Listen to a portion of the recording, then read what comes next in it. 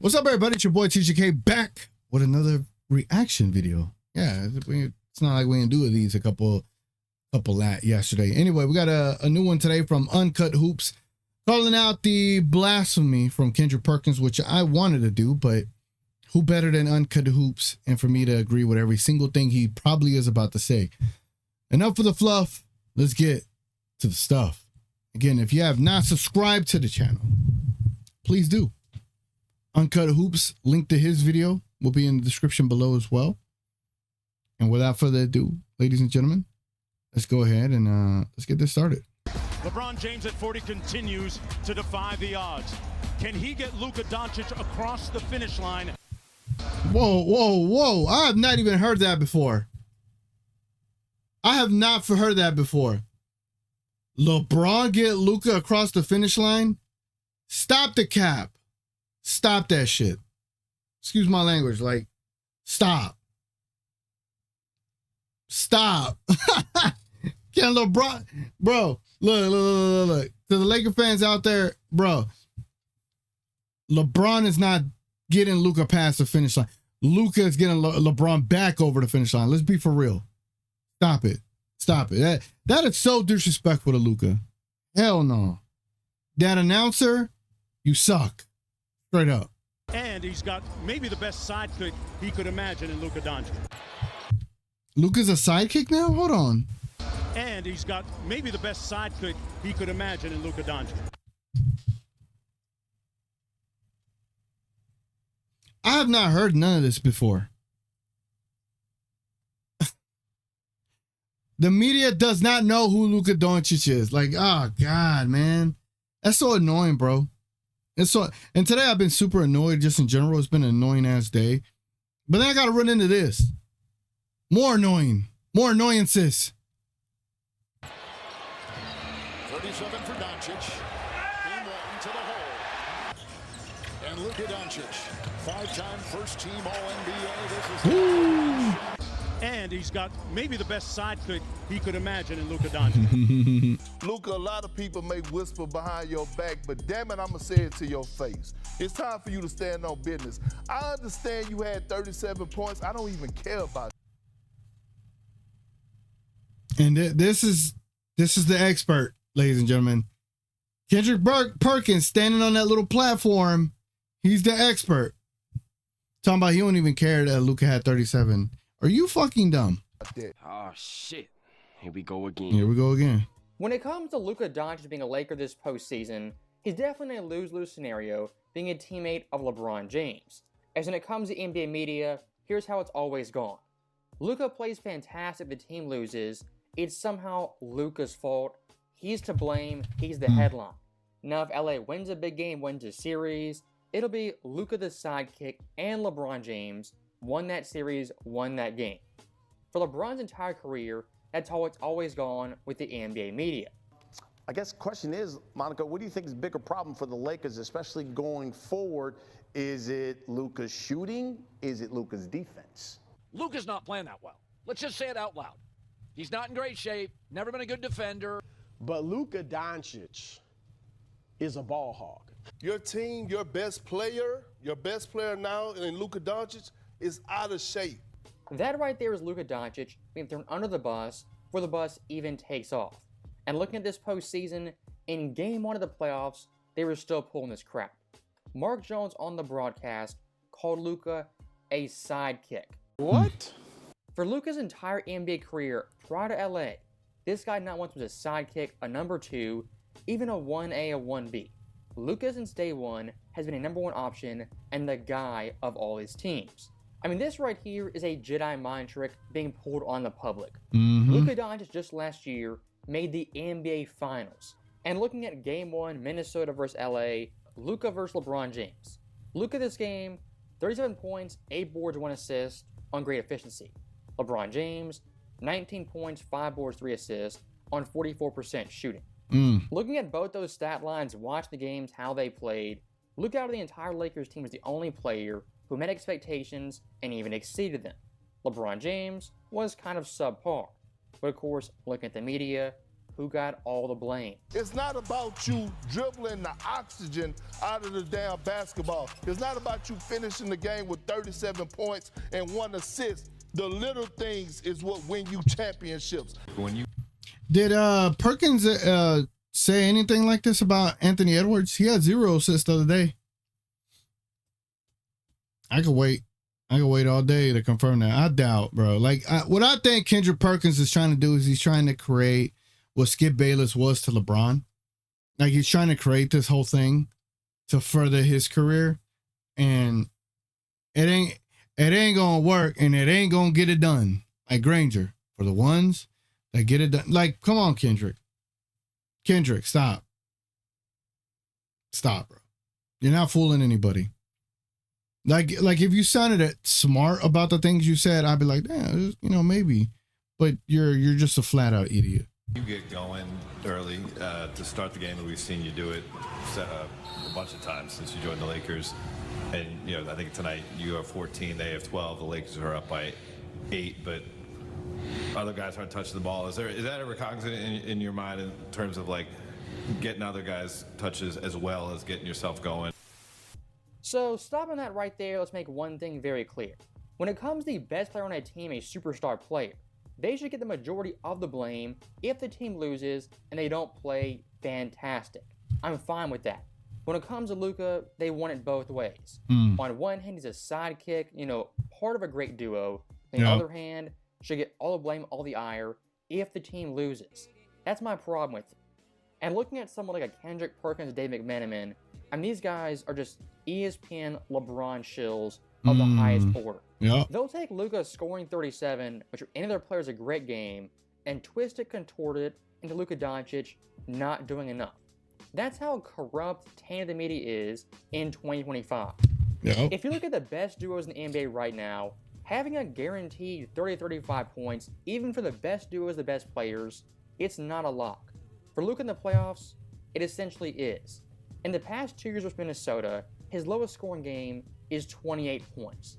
There's no other player in the NBA who's a guaranteed 30 almost every night in the postseason in any round. And when talking about twisting, bending the narrative, Luka in the first quarter of Game 1 at one point had 14 points, Minnesota had 12, and Lakers were up by 8. Luka right then, what you should be saying is he's playing fantastic, carrying LA. Instead, what do they say? Well, Luka not doing enough, not getting teammates involved. He's lying. All of a sudden, Luka in the purple and gold having a great first quarter, it's actually a bad thing. And here's the inverse. Imagine Luka in the first quarter only has 2 to 4 points, just is kind of passive, not aggressive. What will the narrative be then? Well, of course, Luka Doncic not getting it done, underperforming. With the NBA media, you cannot win. And looking at Game 2, also in Los Angeles, Luka in the first quarter did the exact same thing. Came out on a heater on fire and gave LA a first quarter lead by nearly 20 points. And of course, Luka by himself outscored Minnesota 16 to 15. David McMenamin, that's probably a bad thing. To Lakers fans, NBA people know basketball, that's a fantastic thing.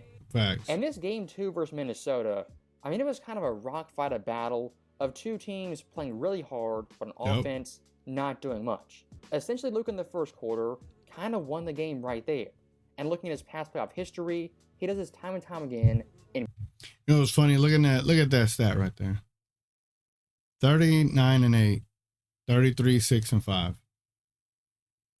But somehow Anthony Edwards is the next Michael Jordan. Like, people hate that Luka is not dunking from the free throw line and dominating the league. People just hate that. They hate it. They don't want to admit it, but they don't like it that this Euro kid is doing the great things that the GOAT did. They don't like it, bro. They don't like it. And that's a problem with the NBA sometimes. They're not welcoming of overseas talent. Hell, if anybody knows, it's us, Mavs fans, former Mavs fans with Dirk. We know this all too well. Big games, must-win games. Working him down low, Doncic with the bump and the speed. Another 2, and he's got 12 from Luka. Doncic again, another three. Got it. He's a flamethrower. He is on fire. Cutting Dorian Finney-Smith. They swing it around. Luca for three. Timeout, Minnesota. That ability for Luka Doncic to come out on fire in the first quarters, it's a rare ability he's possessed since day one in the NBA. As looking at the past 5 years, every single season is in top 5 in first quarter points per game. And of course, looking at last year's playoffs, take a wild guess, who was leader in first quarter scoring?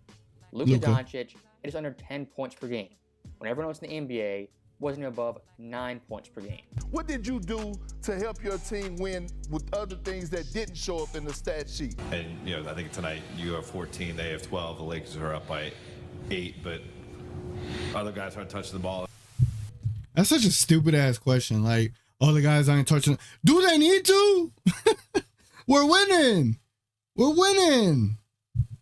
God. So stopping those two yet again, when it comes to getting assists, getting teammates involved, those two things don't always go hand in hand. As of course, for an assist, it's a pass and a score. Luka Doncic, the player, can't make you make the shot. Thank you. Dave, what if he was passing and people were missing?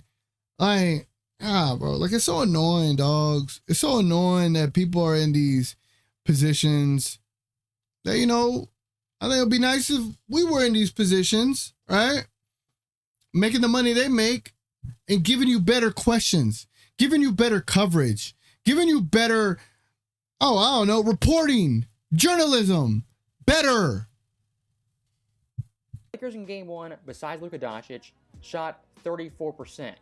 For Dave McMenamin having that take Luka Doncic, wasn't getting guys involved, passing the ball, I'll give him some slack. He's a post-game reporter, hadn't seen the film, hasn't watched the game after it's live. The catch and shoot opportunities, he knocks down those open ones. Inside, Vando, post up available. Luka, out to Hachimura from deep.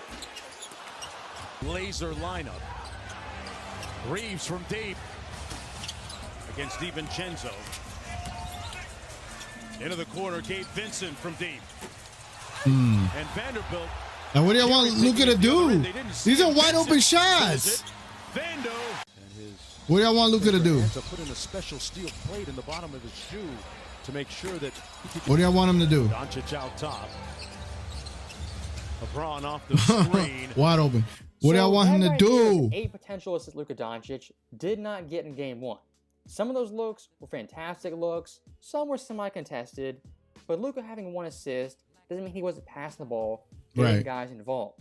Luka, a lot of people may whisper behind your back, but damn it, I'm going to say it to your face. It's time for you to stand on business. I understand you had 37 points. I don't even care about that. So stopping questions right there when it comes to Luka scoring 37 points, to say it doesn't matter, he doesn't care, it's honestly kind of a compliment. Luka scoring nearly 40 points, it kind of comes to the territory of playoff Luka. But here's why I push back. The Lakers' offense as of late this series has been pretty dreadful. Luka in game 1 responsible for 40 to 95 points. Game 2, 51 of 94. The past 2 games, Luka has scored or assisted on 40% of the team's offense. That's insane. And Lakers this series are averaging 94.5 points per game. Out of the 16 playoff teams, that ranks 13th, only ahead of Memphis, Orlando, and then Houston. When you're scoring 30, 35 points, and a team has 120, 125, that's, a little bit kind of watered down, devalued. But when you're scoring 31, 37, approaching 40, and a team has 95, 94 points, that means all those buckets by Luka Doncic take on much more importance. Yep. So that right there is the end of the video, and I'll say one last thing. When it comes to NBA media, they're basically bipolar. Minnesota wins a game, they're going to sweep, win in 5, the series is over. LA wins a game, they'll overreact the other way. Lakers in 4, Lakers in 5, they're going to the finals.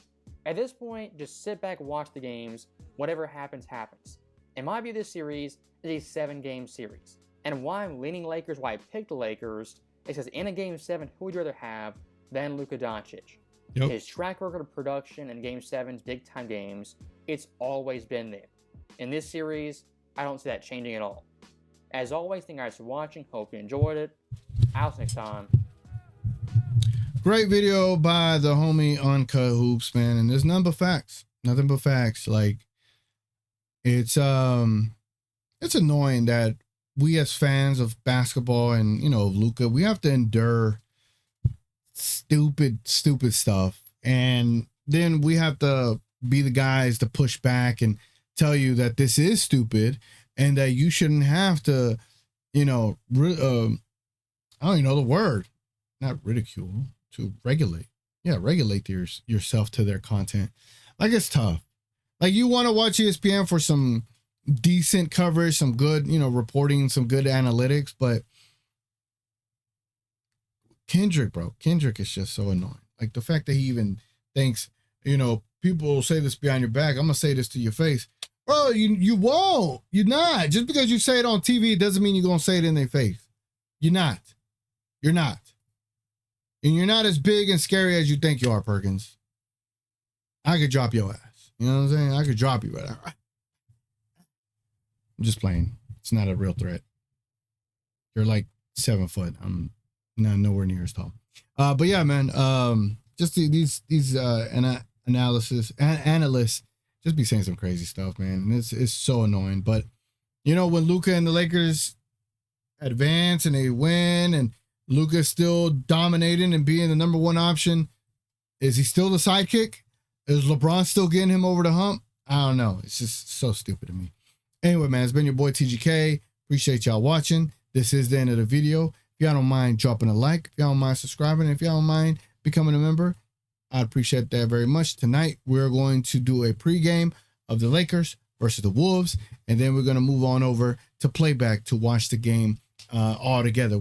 I'll be talking there with Ben and everybody else, probably Div and Alex Khan and Logan and all these other folks that be there. Appreciate y'all stopping by, man.